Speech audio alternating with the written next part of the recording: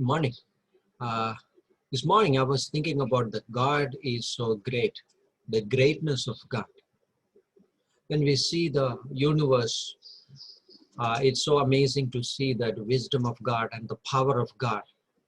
And we can come to that conclusion, God is great. But when we see the nature, this earth, and the minutest thing, and we can see the greatness of God. I was just reading this book of Eternity to Eternity by Eric Shore. In this one chapter, it talks about the God's greatness in this nature. He says every butterfly wing with its 100,000 pellicles, the eye of every fly with its 6 to 7,000 lenses, every spider thread with its 300 single threads is a witness to God's greatness. What a precision. The small thing in this world, but God is so concerned in that way in his creation. And he goes on to say many things. And he says that this is an amazing, the revelation about the God's greatness, even the small thing. And he says about this, about the amazing, marvelous structure of the bee and 31,000 sensitive lenses, sensitive hairs are on the feelers of the drone. 5,000 lenses are set together on each of the eye of the bee, all exactly hexagonal. The 440 strokes of the wing per second of this bee. This is an amazing. These creatures are very small.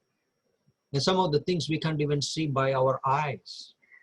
But God is so concerned. God is so great, even in the smallest, minutest details of these creatures. Think about God, about us. He created us. But in John chapter 13, verse 1, he says that, know that the time had come, he has to depart from this world to the Father.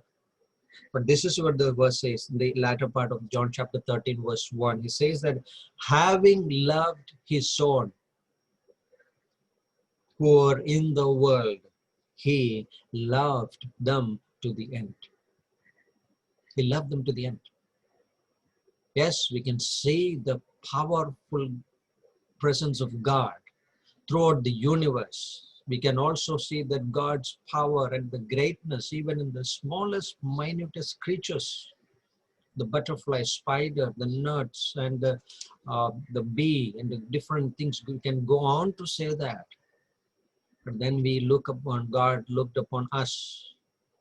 But we have something different. We created in God's image. But we are different. We are his own. We belong to him. Not because of any good things in us, but because of the virtue of our faith in Jesus Christ. His righteousness is on us. And Jesus loved his own to the end. That's amazing. This is an eternal love. It goes on. It will go on. In Jeremiah chapter 31 says that he loved them with an everlasting love. What an amazing thing for us to consider today. This as we enter into different details. But I want to say that if God can care those butterflies, if God can care much about the sparrows, how much more our hairs are numbered. Like how much more we are created in God's image. We are not only created in his image, we are belong to him.